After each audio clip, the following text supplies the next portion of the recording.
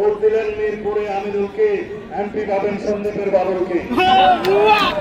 যারা হাত পাকা দিয়ে 16 বছর আওয়ামী লীগকে বাতাস করেছে, তারা নাকি কোথাও পিয়ার পদ্ধতি ছাড়া নির্বাচন চায় না।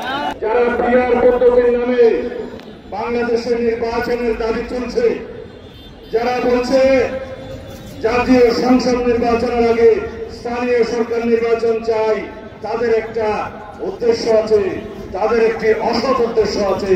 তারা জানে কেয়ারটেকার সরকার 3 মাসের জন্য প্রতিষ্ঠিত হয়।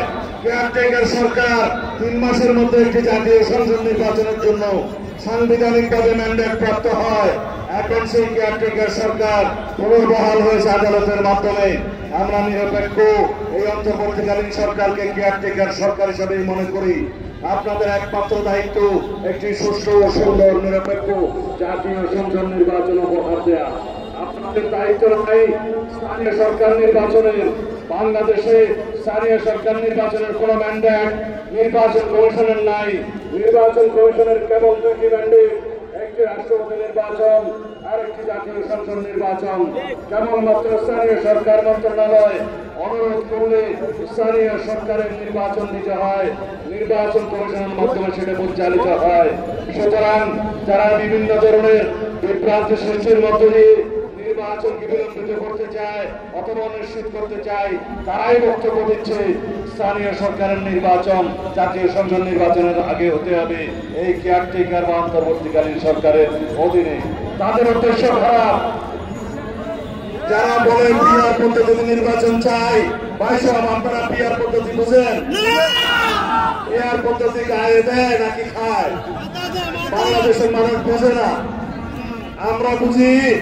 এক এলাকায় একটা সংসদীয় এলাকায় একজন নির্বাচিত হবে, জাতীয় সংসদের এমপি হবে, জনগণ তার সাথে যোগাযোগ রাখবে, জনগণের সাথে যোগাযোগ তার থাকবে। সেই এলাকার বিভিন্ন রকমের সমস্যা আইন কানুন সম্পর্কে সে মাথা ঘামাবে। যদি আমরা পিয়ার পদ্ধতির নির্বাচন আমরা যেটুক বুঝি, যেটুক করেছি, তাতে দেখা যাবে ভোট দিলেন মিরপুরে আমিনুলকে, এমপি পাবেন সন্দীপের বাবুলকে।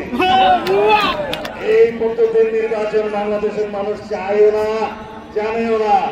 যারা হাত পাকা দিয়ে 16 বছর আওয়ামী লীগকে বাতাস করেছে, তারা নাকি কোথাও পিয়ার পদ্ধতি ছাড়া নির্বাচন চায় না।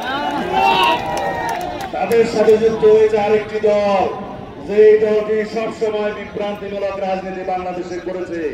এক সময় স্বাধীনতার বিরুদ্ধে গেছে, আরেক সময় জনগণের বিরুদ্ধে গেছে, আরেক সময় মানুষের সেন্টিমেন্টের বিরুদ্ধে গেছে।